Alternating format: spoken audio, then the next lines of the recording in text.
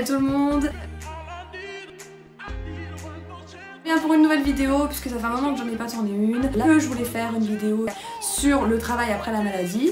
Et du coup j'ai pas mal de trucs à dire. Je pense que ça peut servir à beaucoup de gens qui se disent voilà, j'ai été malade, maintenant qu'est-ce que je vais faire, comment je vais passer le cap de l'arrêt maladie à un emploi. Alors il y a deux styles de personnes. Il y a les personnes qui avaient déjà un emploi avant d'être malades, qui ont été en arrêt pour leur poste, leur CDI. Et il y a le style de personnes comme moi qui n'étaient pas en CDI mais en CDD.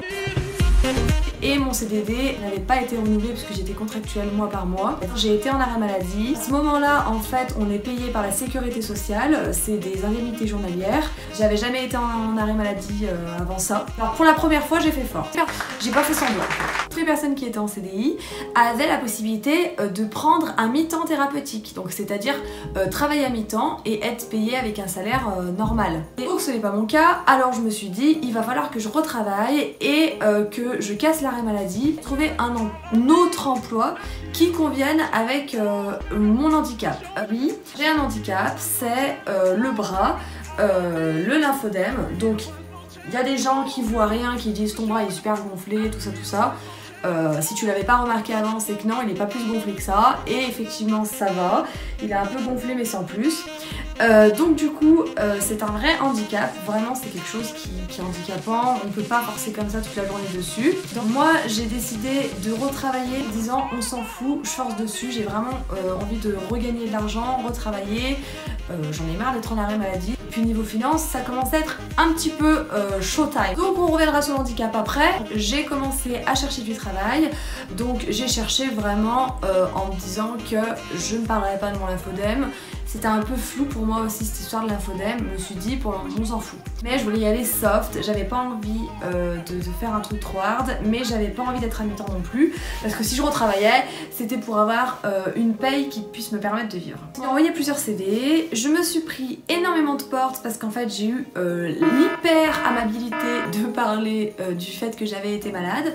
Surtout, si je peux vous donner un conseil, taisez-vous quoi. Ne dites pas que vous avez été malade, ne dites pas que vous avez été traité pour un cancer. À un moment donné, j'ai un loyer à payer, je pouvais pas me permettre de faire n'importe quoi.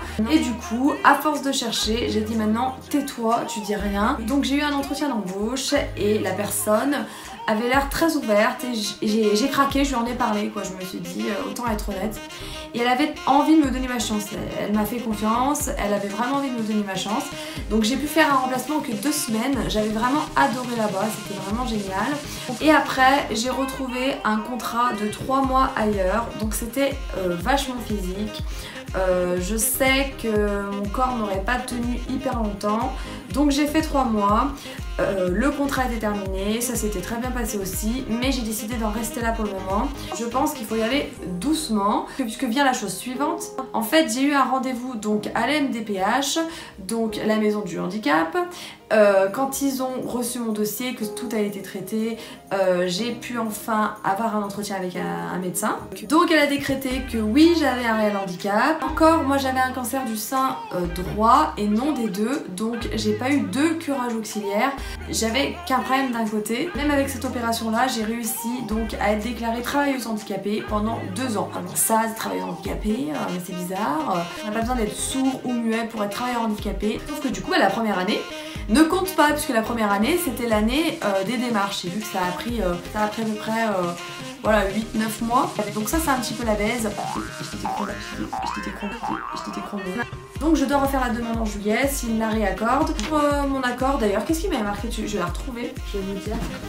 Alors vous avez déposé une demande le 24. Vous avez déposé le 24/10/2017 auprès de la MDPH. 24/10/2017? Une blague? Ça veut dire que ça aurait fait plus d'1 an?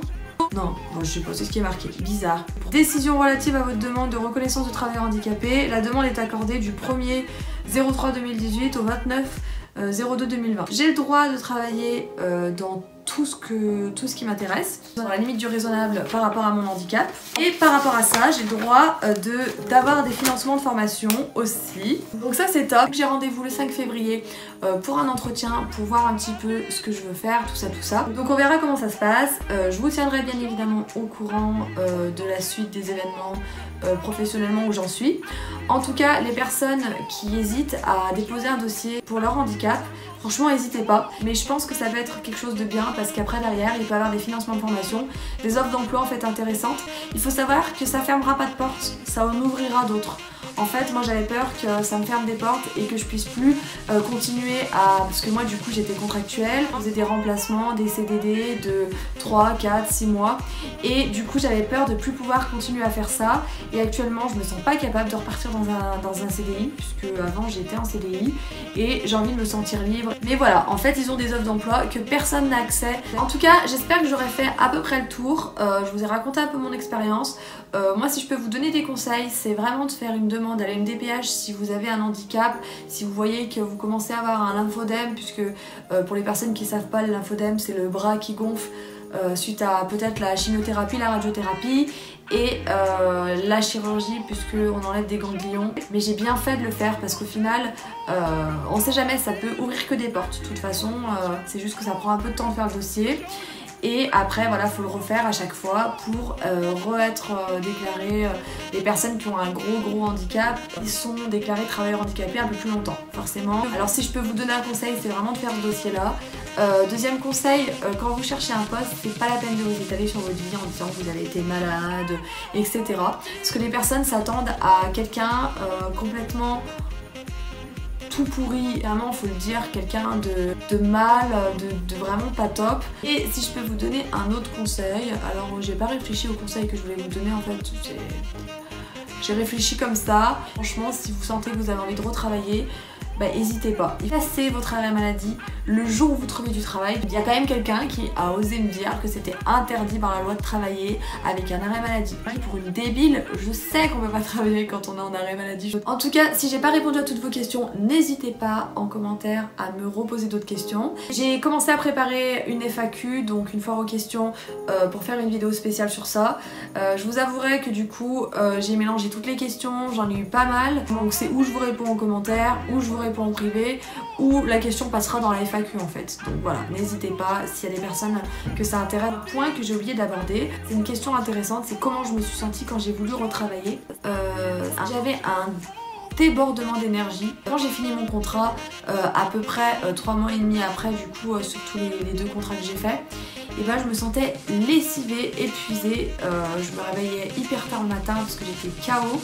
Donc l'un dans l'autre, je sais pas si ça venait de là ou si ça venait des fêtes, j'avais un peu forcé pour les fêtes. Donc je pense que c'est un tout, j'étais KO. Donc du coup je pense que là tout doucement je me remets, mais je pense que j'ai vraiment trop forcé sur la corde. Donc si vous reprenez votre poste de base, n'hésitez pas à demander un mi-temps thérapeutique. Vous pouvez, si vous êtes en CDI et que vous avez votre place, demander un mi-temps thérapeutique. Moi, si j'avais pu faire un mi-temps thérapeutique, je l'aurais fait, mais ça ne marche pas. J'ai cru que je pouvais d'ailleurs en étant en CDD, en trouvant un poste à temps plein et en se faisant compléter par la sécurité sociale, mais pas du tout. Non, ça ne marche pas comme ça. En tout cas, merci d'avoir regardé la vidéo.